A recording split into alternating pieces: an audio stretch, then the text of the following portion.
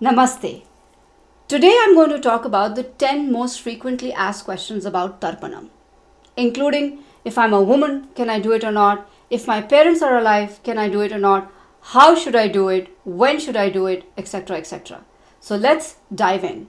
First question. Why do we even do ancestral worship and what are the main components of it?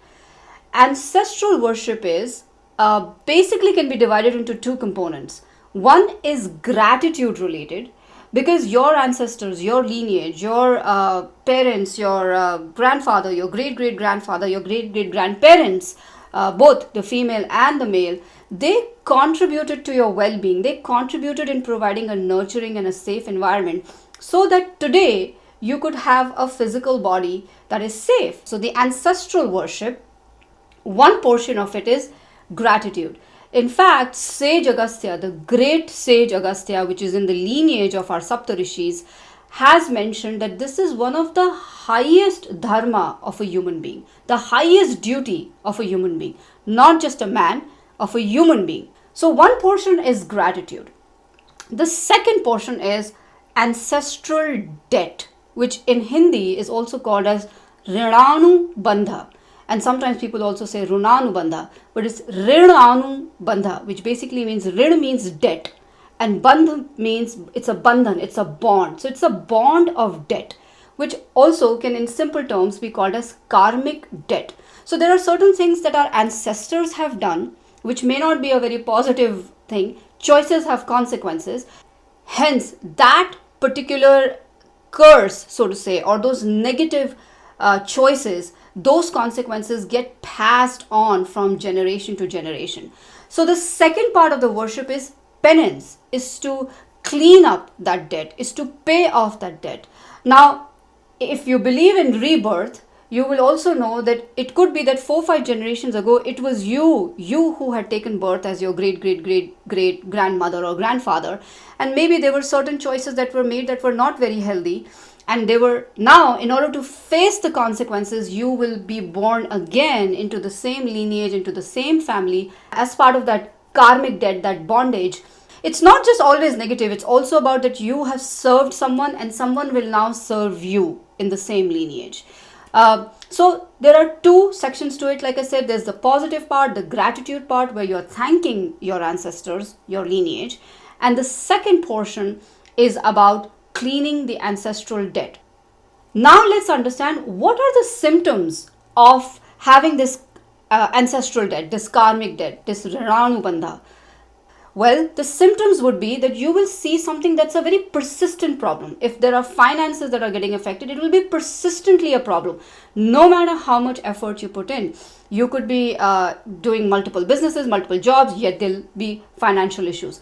Or progeny issues, that is one of the highest or the most likely symptom when generation after generation people start having progeny issues, not having kids or having kids with challenges or issues or having to pay for IVF and things like that. So having progeny related issues when you're not able to have kids in a healthy or in a timely manner, it's a big indication of what is called as the Pitra dosha or the karmic debt with the ancestors. Another important symptom could be just clash, at home, like constant quarrels, like people will not be able to have dinner together. Families cannot have dinner together because they'll be quarreling and arguing so much. When you have constant relationship issues, it can be a big symptom towards Pitra dosha. A good way to understand this ancestral debt is from psychology terms. Let's say even if you don't believe in rebirth, let's consider something as simple as what we see in society today is, let's say, alcohol addiction. A lot of times addiction is termed as a generational sin, which means it passes on from generation to generation. So let's say 4 to 5 generations ago, male members of the family got into alcohol. Now the sons and the daughters, let's say multiple kids were observing the father going through this behavior, and let's say majority of the kids picked up that habit themselves subconsciously because that is the model that they imbibed. Then the third generation also picked up the same habit because that's what they saw with their grandfather and with their father. And by the time you reach the fourth or the fifth generation, your genetics have been actually modified, that now the future generations will have a higher tendency of alcohol, higher tendency to consume alcohol or to get addicted to alcohol. In psychology terms, it is called as generational sin. And eventually, there will come a generation where the suffering will be so high, the consequences of consuming alcohol will be so high that somebody will have to break the generational sin. They will have to break the cycle. So, not only do we transfer genetic memory, we also transfer karmic memory. So, ancestral worship is one of the best ways, absolutely the best ways to clear off that debt and also to express your gratitude. If I am a woman, can I do tarpan or tarpanam as it is known in the south? Basically, ancestral worship. Before we answer this question, let's understand an analogy. Let's say you go as a female to your doctor with your annual lipid profile, right? Where you've tested your triglycerides, your cholesterol, your basic wellness and physical body parameters. You show your blood report and the doctor goes like, your triglycerides are high, your bad cholesterol is high. I want your husband to start working out. And you're like, why would it be my husband? Like, this is my blood report. Similarly, every single soul has its independent karma and its independent karmic report card, which is the astrological chart. Our astrological chart has certain basic parameters, irrespective of gender. And one of those parameters is ninth house. Okay, and what does ninth house signify? Ninth house is the highest trine. In simple words, it's one of the most important parameters and one of the more lucky and the auspicious parameters. So the better the reading is for that particular parameter, the better your karmic report card is. Now, ninth house denotes teachers, gurus, father, religion, higher education, long distance travel, virtuousness, righteousness, etc., etc. So it's a very positive house. Like, if the more karmic punya or good deeds you have, the more credit you have in that particular house, which basically means the healthier that parameter is. Exactly the same way, tarpan or ancestral worship is for your own ninth house parameter, to bring up that luck factor, to increase your punya, to increase the fortune or the prosperity that is associated with the ninth house. Another thing, that if in the karmic report card, which is our astrological chart, if Saturn is in the ninth, let's say, it is considered as a malefic in the ninth. It's considered as a not so positive thing, as a blemish. It's an equivalent to triglycerides being high. Now, just because you're a male or a female, that doesn't mean that Saturn or karma is going to be like, oh, you're a female, I don't have to worry about you. You're not going to suffer because of this. No, Saturn in the ninth will give its results. It will have its malefic effects. The intensity may vary depending on your overall report card, but you will have the blemish of this dosha. Just like in that example where the blood report belongs to you, and no matter how much your husband works out, no matter how healthy your husband eats, but if you have to lower your triglyceride and your bad cholesterol, you will have to monitor your health. You will have to work out. Another reasoning is that Sage Agastya has specifically mentioned that females should use white sesame seeds and males should use black sesame seeds. So yes, women are absolutely allowed to do tarpan. So unless you don't want prosperity, you should not do it. But if you do want all the positive things associated with the ninth house, highly recommend the ancestral worship. Another most frequently asked question is, if my parents are alive, can I do the ancestral worship? This goes back again to our understanding of ancestral worship. Why are we doing it? To express gratitude and to clear off our karmic debt. If we have lineage, if we have DNA, we qualify to do this worship. So if your parents are alive, both parents and the children can do it together. And this is for deceased members only. So this is a special worship and a special thanking session only to deceased members. So it does not matter whether your parents are alive or not. It's a great thing. Like I said, it also goes back to that parameter in your astrological chart, the ninth house, which is equivalent to the very basic parameters that you have in your medical blood report, right? It's important to keep your parameters healthy. It's extremely important to keep your ninth house healthy. Even if your parents are alive and you're doing this worship with them, or if they are not doing it, you are doing it, you still have lineage. You're still strengthening your ninth house.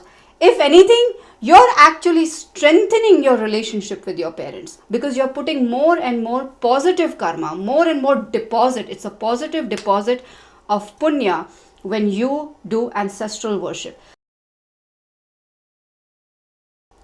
I was personally not even a prayer person. If you're not a ritual person, if you're not a prayer person, no issues. So you can just simply thank them and ask for any penance. That will be a good starting point. And in my personal opinion, I was not even a prayer person. This is one of the first prayers I started doing 4 years ago. And I can vouch, it is one of the most peace-giving prayers.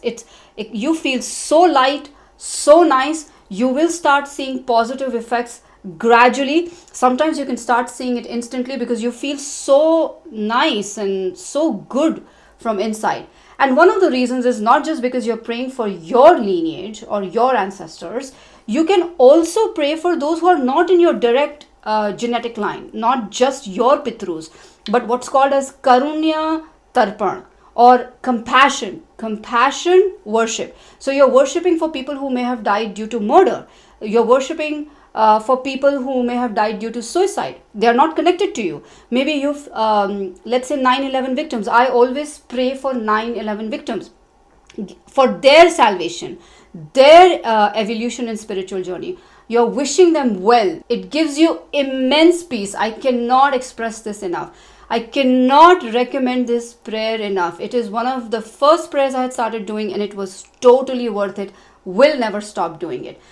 The next frequently asked question is, when should you do it? You can pretty much do it any day, but just like we have certain days fixed, right? You know that Sundays are fixed for, your spiritual devotion, or Monday through Friday is for work. Similarly, the new moon day or Amavasya has been allocated for Pitrus or for ancestral worship. So you can use any new moon day, any Amavasya day. There is a certain fortnight, also called as the Pitru Paksha, the lunar fortnight of the waning moon of the month of Bhadrapada. Usually it falls under September to October time frame. That is an excellent time to do ancestral worship. It's allocated specifically for that because it is said that your ancestral souls are closer or are more receptive during that period. There's a lot more philosophy and a lot more logic behind this, but I want to keep this video simple. But for the sake of simplicity, they are in a more receptive mode. They are actually looking forward to getting that service from you, that prayer from you, that gratitude from you during that period. So it's called as the Pitru Paksha. And then if you cannot do the full fortnight, at least do the Mahalya Amavasya. Okay, that is the Amavasya or the special new moon night that is at the end of Pitru Paksha. Think of it as a day to send them like a card, like a birthday card or an anniversary card, like we do for living people. So that is the day that we need to send our greetings and our love and pray for their peace. When should you do it? When is the right time to do it? I have explained it. It may not be very easy to calculate manually, so I highly recommend using the website drikpanchang.com. There are many other Panchang websites out there. They give you the exact Aparahan Kal timing, and that's when the worship needs to be done, ideally. Otherwise, you can do any time between 1 p.m. to 3 p.m. your local time.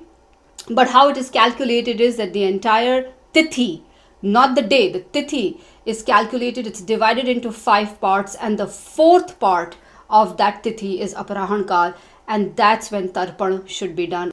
Another frequently asked question is, should I do it or should I get a priest to do it? You can absolutely have the priest do it, but this is a very simple ritual. It's a very peaceful prayer. I highly recommend you do it on your own. It can be done in the backyard of your house, facing east, so that your index finger is pointing towards the south. And it's very simple. I've explained it in my other video, but I highly recommend doing it on my own. I've been doing it for 4-5 years now. I love it. I don't ever miss the Pitru Paksha period especially, but you can do it on any Amavasya. Highly recommend ancestral worship. It is equivalent to breaking the generational sin, and it also is expressing gratitude to your ancestors, strengthening your ninth house, strengthening your current relationship with your parents and with your children, and also for your future lifetimes. With that, I am done. Namaste.